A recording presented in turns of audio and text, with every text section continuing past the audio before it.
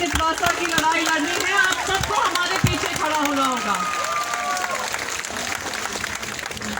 आप लोग आगे बढ़े, हमारा पूरा समर्थन आपके साथ है। आज त्रिप्रासा के जो लोग हैं, सिर्फ 30% मुझे आज जी बता रहे थे, 30% जगह आपकी, कर्मभूमि आपकी, जन्मभूमि आपकी, नेचुरल रिसोर्सेज आपके, पर उसमें आपका अधिकार नहीं होगा। ऐसे कैसे चल सकता है?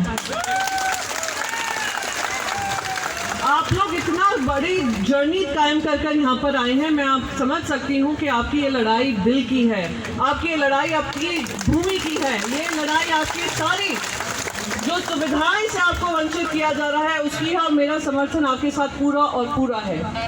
और मैं किसी भी तरीके से आप सब लोगों की मदद कर पाऊँ, मैं हमेशा मेरी पार्टी की तरफ से, हमारी पार्टी उसके लिए तत्पर रहेगी।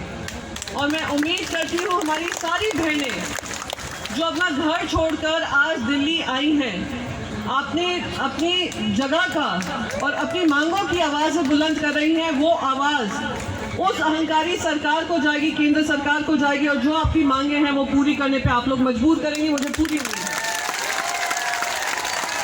मैं आपको एक और चीज़ बता दूँ, कल मुझे पार्लियामेंट से सस्पेंड कर दिया गया है।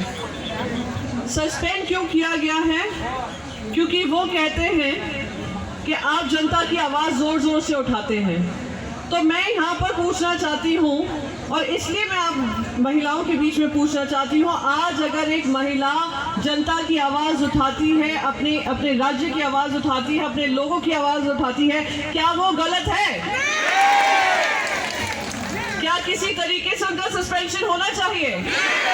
तो मैं आपको एक ही चीज़ कहनी आई हूँ कि भले ही मैं पार्लियामेंट के बाहर सस्पेंड की गई हूँ, पर मेरी आवाज़ आप लोगों के लिए बुलंद रहेगी, मेरे महाराष्ट्र के लिए बुलंद रहेगी, मेरे देश के लिए बुलंद रहेगी। और पूरी उम्मीद है कि हम सब महिलाएं मिलकर इस सरकार को मजबूर करेंगी कि जो प्रजातंत्र के उसूल हैं, जो हमारी त्रिपुरा वासियों की मांग है, उस मांगों को पूरी तरीके से पूरा करेंगे और जल्द से जल्द पूरा करेंगे। आप महाराजा के साथ, वो महाराजा सिर्फ दिमाग से ही नहीं, टाइटल से ही नहीं, वो दिल से हैं, आपकी प्रजा के साथ हैं, और वो उनको सशक्त आप कर सकती हैं इस प्रजातंत्र में। और मैं उम्मीद करती हूँ यहाँ से जब आप जाएंगे, आप उनका पूरा समर्थन देंगे, उनका समर्थन बढ़ाएंगे, और ऐसी सरकार जो आप लोगों के लिए काम करेगी उनको जिता कर लाएंगे। और अभी मेरी मांग बस यही है कि जो हमारी त्रिप्रासा वासियों की है, त्रिप्रासा के लिए है, वही मांग हमारी भी है। जय त्रिपुरा, जय त्रिप्रासा, जय हिंद। Thank you.